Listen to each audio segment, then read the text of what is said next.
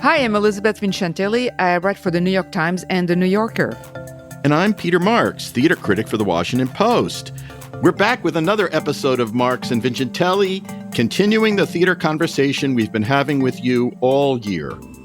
Yeah, since 2022. It's since 2022. We're getting t-shirts made. Established 2022. Today we're doing COVID again today, and well, not just COVID, but it really is on a lot of people's minds. So we've got to talk about it. But today we have a different perspective from the previous episode with Dr. Blythe Adamson. Today we're welcoming Kate Shindle, who's an actor, but also president of Actors Equity. Yeah, she's the head of the union that represents more than 50,000 actors and stage managers across the country. Kate is going to lay out for us Equity's position on the changing protocols and how the union keeps its members safe and hopefully by extension audiences. And we're probably also going to try to enlarge the scope of what exactly Equity has been cooking and what they're working on, because COVID protocols are clearly not everything they're working on. So we'll talk a little bit about that other stuff with Kate. So now for an actor-activist perspective, and by the way, who I saw in D.C. Several years ago in a terrific road company of Fun Home. She was terrific. I'll repeat the word. She was elected to her current job in 2015 and won re-election in 2020. She's guided the union through perhaps the most wrenching period of its history, the pandemic that put essentially all of its members out of work. So, welcome, Kate. We have a gazillion questions for you. But the first one is, I think right now, a lot of theater goers are really confused. They don't really understand what's going on. They're getting mixed messages, and then the news that the mask requirement will be lifted, the requirement in Broadway theaters in July. I think a lot of people are like, I don't know what to do. Is it safe for me to go? So could you talk us through basically what is Equity's position, official position on COVID protocols? Where do you guys stand? Just that. Okay. Well, I know it's a small one to get us started. Obviously, the COVID protocols have evolved, and we have about 2,000 employers all across the country. So as you can imagine, and as you probably have both experienced yourselves, the protocols from theater to theater, depending on where you are in the country, can vary very greatly. I personally think, and it remains Equity's position, that masking is important, especially if you're not in a green zone, and there are very few green zones in the country right now. As for being in the audience, if I were in the audience, especially if I were sitting in the first few rows, and I think you know why, I would wear a mask. I just would. I mean, the aspiration and sort of particle sharing that comes with things like singing and projecting your voice is a pretty obvious path to being exposed to COVID. That said, on stage and backstage, there's a lot of testing.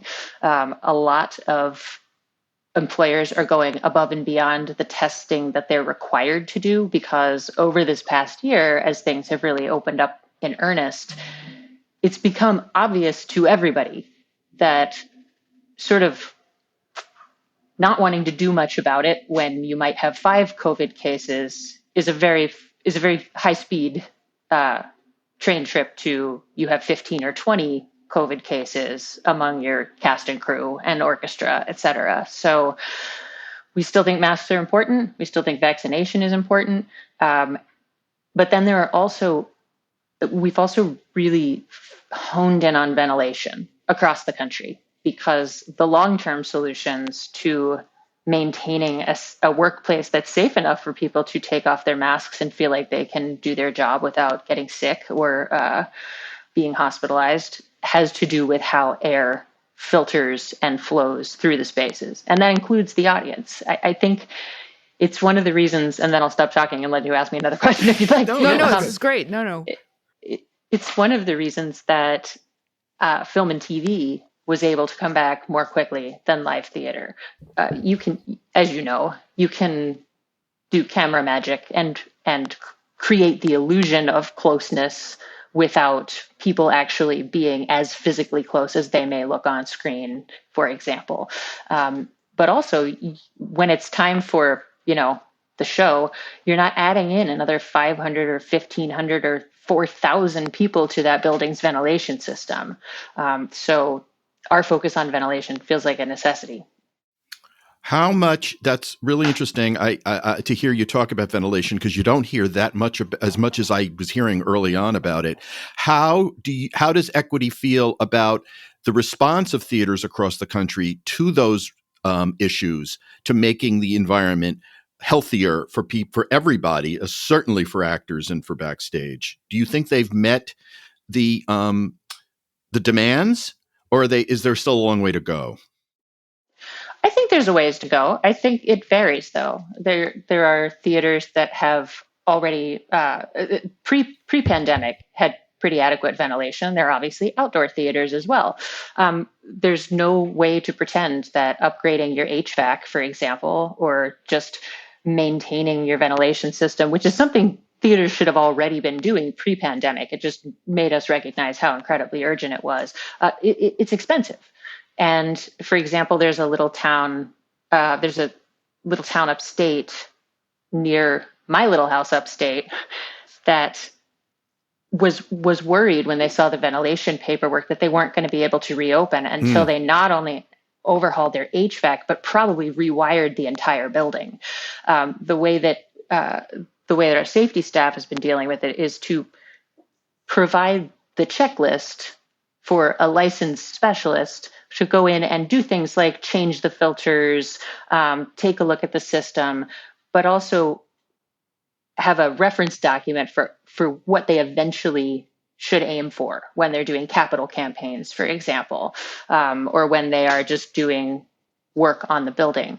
Because if all of the theaters in America had to get up to what are the truly safest ventilation standards before they could reopen after being shut down and having very little revenue for a very long time, that would not have been ideal, let's just say. But it's a long-term goal, and it's an important one. I'm curious too, Kate, about the safety plans that I remember early on, as Equity was requiring companies to establish before you would allow actors back. Is that still a process that is in place, or is basically everybody conforming to what Equity standards your safety people want? Are you at all still holding? Are there any companies that have resisted in some way, or that you're not endorsing your members to work at, or is that a thing of the past? I can't think of any off the top of my head, although I don't oversee the day-to-day of that. We did, at the beginning of the pandemic, create an internal membership rule saying that no actor or stage manager can work at a theater without an approved safety plan. And that is still in place. I would speculate that there have been some theaters who were resistant either because they didn't think COVID was a big deal at some point, or because of the expense, like we were talking about a moment ago. But ultimately, Peter, I've said this to you more than once. I'm sure you're tired of hearing it. It is a workplace, unlike almost any I can think of, where you have to kiss your coworker as a condition of your job and sing in their face and lift them in dances or be lifted or whatever. Like there's social distancing is really non-existent in the theater. And the more people's eyes are drawn to the protocols, for example, the less fun it is to go and play pretend, which is really the escape that I think a lot of us were looking for. So is every actor in America, every stage manager in America 100% safe from COVID right now? No, of course not, because we all live in the world. But making sure that workplaces, which historically, as long as I've been in the business, have been so communal, communal water coolers, communal ballet bars, communal music stands and rehearsal chairs, and the sign-in sheet with the one pen that everyone uses, making sure that there was a cultural change Mm. regarding those types of things. And also the cultural change we need from our own members, which is not to go to work if you have symptoms. Right. Right, because there's also this tradition of like I'm going to tough it up, the show must go on. This it's really like I'm not going to let the show down. I'm going to be there. I'm not feeling great today. I'm talking about like before, I have this cold, but I'm going to turn up. And do you feel like, do you hear from members like, are they talking about this need to maybe like rethink? And that's actually kind of in the air too, because there's been a lot of discussion about like paying more attention to like mental health issues. It's like all kind of part of this kind of like headspace that I think actors have to get into, like COVID, but also looking after my body and my head. And I think people are kind of talking more openly about that maybe than they used to. It kind of all happened at the same time. Did you get that kind of feedback from members? Like, is that like something that they talk about more? Do you think? And is that something you guys discuss also? Yes. I think I think you can pretty accurately call it a generational shift, which is not to say that there aren't older people who focus on self-care.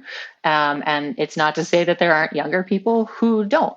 But the work-life balance, mental health, safe and supportive spaces, paradigms have become a lot more, have just been vocalized a lot more in the last few years. And I think it's good. It certainly is good for folks who are caregivers, for example, for either a parent or a small child or someone else, to have more flexibility and hopefully a more humane schedule. I'm sure you've heard a lot of people are talking about eliminating 10 out of 12s. And that seems to have caught on. We still have 10 out of 12s in many of our contracts, but it's a conversation that comes up every single time we sit down to prepare to negotiate a contract. How many 10 out of 12s are permitted, and actually, can you explain for our listeners who don't know what 10 out of 12 is? Can you explain what that is? It's a kind of tradition that is, it's very theater. Yes. Sorry, I should have thought of that. No. It's great. No, it's great. So the very shortest version is that when you're, let's say, putting up a new show or an existing show, but you're starting it from day one of rehearsal, you have the first usually 3 weeks, 2 weeks of your rehearsal in a rehearsal studio, typically, and then you move into the theater for your tech. And depending on what kind of show you're doing, whether it's a Broadway show or a show at a small regional theater, the number of times you can be asked to rehearse for 10 out of 12 hours in a day varies greatly. But what that means is that they're focusing the lights. Those are very slow and tedious days sometimes, but they're really necessary days because sound is making adjustments, wardrobe's making adjustments. It's all geared toward getting every element of the show in place so that you can open your show on schedule and hopefully have run through it a couple times before there are people there. But those are also extremely long days. So historically, it's 11 a.m. to 11 p.m. or noon to midnight. And if you're a stage manager, for example, you're almost always going to be one of the first people in the building an hour or two before the actors show up, and you're almost always going to be staying late, either for the production meeting or for paperwork or other things you need to do. So in environments where there are lots of 10 out of 12s on contracts where there is an extended preview period, it can be pretty brutal. And so the push is to cut down on those or eliminate them entirely, and make it 7 hours out of 8.5 hours, 7 out of 9, something like that. It would mean more tech days, most likely, but it would just, I think folks think it would be a much more humane way of going about getting a show on its feet. This is really interesting, Kate, because it goes to the changing environment in the industry, and the way in which management and the employees, if you will, communicate and what they expect of one another. I hear more and more from younger actors and performers, dancers, about asserting their prerogatives, wanting to feel, especially with issues of intimacy, as you describe, how women on stage want to be handled or treated physically, the prescriptions, the restrictions on that, which men may not be quite all across the board sensitive to. There have been some issues about this with shows that have become very, very severe in terms of actors. Women, non-binary, maybe trans actors feeling they're not being completely respected. How much of that is equity's responsibility to intervene when there are complaints? How do you make the decision? And I think in a post-pandemic world, we have a different level of expectation for how these things will be handled. What do you look to do to make sure that huge question of feeling safe in a rehearsal room is being adhered to? You are absolutely right that it is front and center in a lot of conversations. And I think it should be. We have this tradition in the industry of allowing people to get away with horrific behavior because they were artistic geniuses.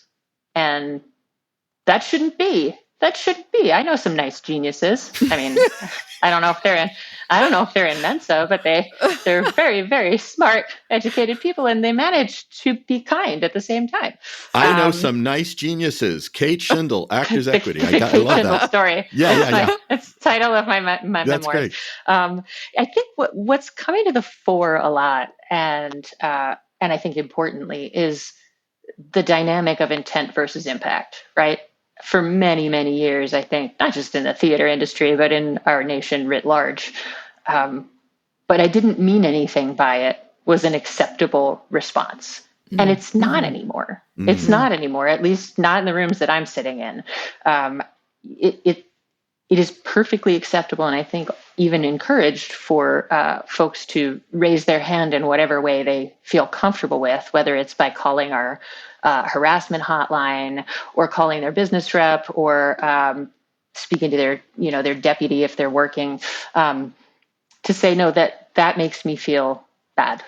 Makes me feel uncomfortable, makes me feel harassed or bullied. And that is a huge culture shift that requires a lot of agency from people. But we've had so many reports, complaints, et cetera, come in even just since the pandemic started that probably wouldn't have come in prior, because we all had this moment, and I know I'm not saying anything super original, but we all had this extended moment of looking around at the world we've been operating in and saying, hey, is this okay?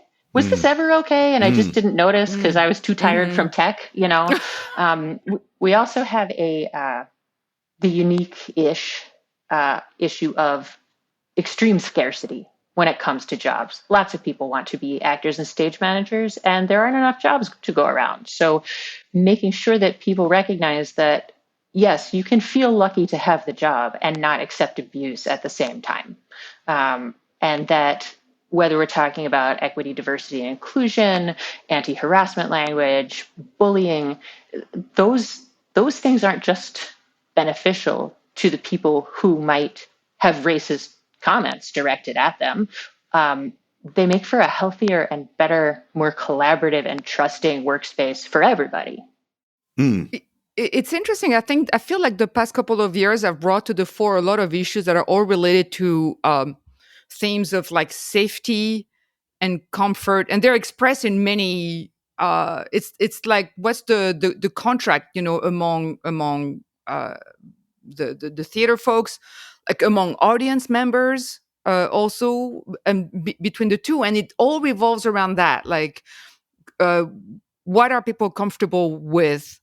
Are you comfortable going to a show with or without a mask? Are you comfortable doing this or that as an actor or as a stage manager? And it feels like all linked. And I think you're completely right that there's been a kind of reckoning with this. And that's allowed people to talk about. And then, of course, on top of that, you add like issues of equity, the whole BLM thing happening on top of that. So that's also open another thing. But actually, I wanted to circle back a little bit quickly to the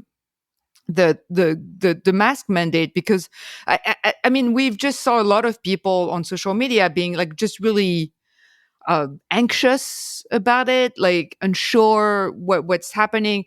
What kind of feedback have you been getting from your members? Because you guys are also like in the front line. So what are you hearing? It varies. It varies. My very unscientific summary would look something like this. We all know what we do, and we know the kinds of spaces that we work in and how crowded and close they are in many different ways. The overwhelming majority of people I know personally, just my own circle, could not wait to get vaccinated. Couldn't wait. Happy to wear a mask, and in fact would feel very strange without one. In New York, because I've been back and forth, but mostly upstate for some of the pandemic, New York is still an extremely, I think, mask conscientious city. Mm-hmm. And I think that's great. But I don't know whether there's unanimity, but there are definitely plenty of folks who continue to think that masks are important, even if the other part is true, which is that, as I said, nobody wants to wear them. We all want to get back to a workplace where it's safe to just go into work without having to take all these extra precautions. It's just not the world we're living in right now. Hopefully it will be again soon. I just wanted to say one more thing. When we were talking a few minutes ago about, Peter, when you asked whose responsibility it is to keep the spaces as safe as possible, as supportive as possible, it's everybody's. It's everybody's. So yes, equity plays a big part in that. Individuals, bystanders, employers, casting directors, everybody, creatives, everybody who sets the tone for what that room is going to be like has a significantly important role to play. But on the union side, what we've been doing as our contracts come up for renegotiation is to prioritize equity, diversity, and inclusion in a way that perhaps has not been alone at the top of the list prior to 2020, let's say. And one of the biggest things we focus on in these negotiations, that's been a hard get in every single time we've managed to achieve it, is that racism, harassment, bullying create a fundamentally unsafe workplace. And that's the difference between a union being able to say, hey, there are people saying racist things to equity members in rehearsal. They're not coming back to rehearsal until you solve them. Mm-hmm. Those things most of them are already illegal, but prior to this, somebody would have to go to some sort of agency somewhere to get it enforced. By getting it in writing in the contract, it means that the union has the authority if we hear reports of those types of things. Hugely important. Wow. We know you have to run soon, Kate, but I wanted to ask you, I think especially, it's really valuable to hear your voice. And I think that younger actors, people in drama school, people who are coming into the business will be really interested in your perspective on this. Coming out of this pandemic, we're seeing, and the shutdown, we're seeing more and more productions. We're seeing people getting back to work. Where are we on the continuum of getting people employed in an industry where traditionally unemployment is, rampant? What levels are we seeing of people working again? There was a lot of talk, and also at the beginning of this whole journey, that people were leaving the business because they just needed to make a living somehow. What are you seeing and hearing anecdotally about the return of theater and how healthily actors are being employed, actors and stage managers? I think the most recent statistic I heard was that we are were at that point currently at about 75% of our typical pre-pandemic work weeks.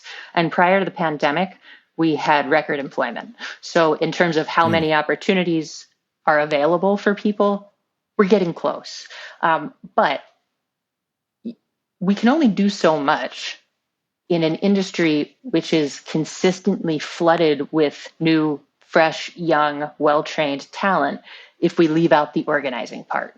And what's happening with artist workers is, in my observation, very similar to what's happening with all kinds of other workers. They want humanity, they want respect, we want not to be in toxic workplaces. We want a voice in how our jobs work. We want, the sort of dignity and protection of a safe workplace and fair wages. And so there's nothing I'm going to announce on a podcast, but we are looking far and wide for new organizing opportunities and investing in them. Because the way to grow the industry is to grow the number of jobs available. And eventually, that's when you get to the critical mass. That is what gives any union leverage in negotiations. But I will say that I've heard some ideas recently that are not things I have heard equity curious about organizing in the past. And I'm excited. You mean like areas? Types of work that aren't always necessarily like full book musicals. But I don't want to scare anybody by getting into. But sometimes we've historically limited ourselves.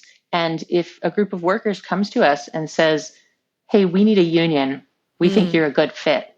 We've already done a bunch of organizing internally. We just need somebody to affiliate with." I think it's fair to say our minds are wide open to the extent that they can be without stepping on anybody else's toes, right? Because every worker deserves protections and safety and fair wages. Actually, can I sneak in? There's been like more interest in unionizing in the past a couple of years than in a long time, and places have unionized that we didn't think would be even possible, but it's happened. Have you noticed? Have you noticed also? Like, I mean, you kind of alluded to that with the stuff you're kind of working on, but have you noticed? Like, has it been like a big difference for you? Like that, there's been more interest. And perhaps like the way unions in general, their perception has changed maybe. Do you think there's more interest and more like, I don't know if sympathy is the right word, but maybe it is actually. Well, yeah, yes. And I think that, as you say, that's happening all over the country in all kinds of industries. The AFL-CIO has done a significant amount of research about why people want to unionize now, who maybe didn't think of it a few years ago. And it is every bit as much, maybe even more, toxic and abusive workplaces as compared to the traditional wages and working conditions types of things that we historically think of when we think of unions. Right. But I would liken it to, I don't know if you noticed, it made a big splash among people I know when SAG-AFTRA first announced that they were going to make a contract available to influencers, social media influencers, and like the pearl clutching. Sorry to shorthand it that way on no. In some corners of the internet about like, whoa, but are these people talented? Are they, can we say we're still offering the best talent? First of all, there's no audition to get into SAG-AFTRA. There's no audition to get into equity. You can call yourself an actor. If somebody hires you or a stage manager, you can join, and we've created additional pathways for people who want to join, who have fewer job opportunities. We call it open access. But with the whole influencers conversation, all I could think of was, look, these people are creating content, writing it, shooting it, lighting it, editing, marketing it, distributing it. And all of a sudden, it's as if nobody remembers that there are a lot of people who have made a lot of money on SAG-AFTRA contracts because they look good eating yogurt. and nobody would take away the commercial industry as something with legitimacy. Like, that's true. Yeah. Yes, we have to adapt to new forms of working yeah. Listen, with the amount of times that political writers refer to people in politics as political parts of political theater, I think you'd be very justified in signing up members of Congress as to equity. Oh my gosh. Yeah, Oh my God. but I'll be thinking about that for the rest of the day. Yeah, I'm sure you Thank will. But I just wanted to ask one little question. You had that little delicious slice of information you gave. You said something about non-full book musicals. I wondered what you meant by that. Did you mean like cabaret performers, or I mean, was there some segment of the industry you're looking to bring into the fold? Well, first of all, I think our phone lines are open for anyone who's proactively interested in forming a union, and we'll consider it. Right? I know that like we already have a cabaret contract, we have a casino contract, so historically we have organized that type of work. I actually was in a show that unionized in Atlantic City. Sort of toward the beginning of my career. So it's not like that doesn't exist. It's just that our priorities have so far been on full book musicals. And I see. So making sure that we're looking around at all the types of entertainment that would be appropriate for equity to organize or to participate with, or to say, hey, we'd love to do this, but this part makes it really hard. You should check in with that other union that might be able to do this better. There's a lot of that type of thing happening. Like I understand that. I don't think I'm speaking out of school to say this, but the medieval times conversation. There was some level of conversation at Equity about that with those workers. I believe I was not on the call. Ultimately, they ended up with AGMA for reasons that I probably will not say, but it was nothing to do with not wanting to support those workers. And so we cheer for that, right? Great. AGMA's got this one. When you say medieval times, I was thinking, oh my God, there's like all the Disney. I mean, they call them cast members, I think, at Disney, and then like Branson is like cosplayers. Well, Peter, no, I don't think cosplayer. Oh, that would be interesting. At all the cons, but I don't know. Just like hypothetically, what would it? This is not being discussed, so I feel comfortable saying it. What would it look like to organize the workers at a Renaissance fair? Right. Again, not being discussed that I know of, but that's an example of something that I don't think Equity has talked very much about in the past. We just have to figure out the work rules for the horses, I guess. Yeah. I cannot wait to see what it's going to be. Bill Berloni will want to know. Oh, Bill Berloni. Yeah, we'll have him as our consultant. Yeah. Listen, Kate, when it's music to a reporter's ears when a guest says, "I don't think I'm speaking out of turn." That whatever comes after that is always, really something you pay a lot of attention to. But anyway, well, it's lovely to have you on, Kate, talking about this. I hope you'll come back. Do you agree, Elizabeth? Can we entice Kate? Absolutely. In fact, next time you have to come back and you have to tell us about what is it like to go on tour? Oh, sure. The daily life. I am very intrigued with that. In fact, I think we should. That's a great idea. We should do a couple of episodes of life on tour. As I'm completely. That's a great idea. From the ones that kind of sit down for a while to the bus and truck. Where it's completely fascinating to me. I think that'd be great. That'd be great because even within Equity's spectrum of tours, there are big, long sit-downs. There are all the way down to split tracks, one-nighters, theater for young audiences where they take the set down and build it back up. And that'd be cool. I'm in. Count me in. Oh, that's great. Okay. I'm excited already. I've already got a list of questions for you. Okay. So thanks, Kate, for taking the time with us today. We really appreciate it. Really informative. Anytime. Thanks for having me.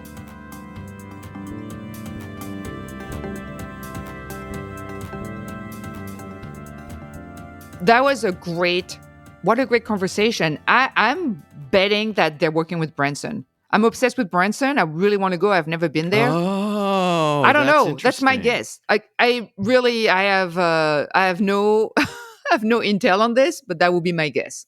like Branson type. Yeah, I have been fascinated by Branson too. I wanted to do a story about Branson, but you'll probably do it first, Elizabeth, because it's my jam. You know me, it's my jam. It is your jam, and I so admire your inspiration for your stories. I think you are one of the most interesting theater writers in America, and certainly you bring so much to the job. I'm sorry to say this. I know I should be just praising your pet bunny rabbit because that you feel more comfortable with. But I just wanted to say that I always look forward to your features, your theater features, and of course your reviews. But I think you really have a great imagination for what would be interesting to people. So yes, Branson, that's a great notion. That's my bit. Yeah. We'll see. Well, then I look forward to our next conversation, Elizabeth. It's always fun. I'm Peter Marks. And I'm Elizabeth Vincentelli. Thanks again for listening to our podcast, and we'll be back all too soon with another episode.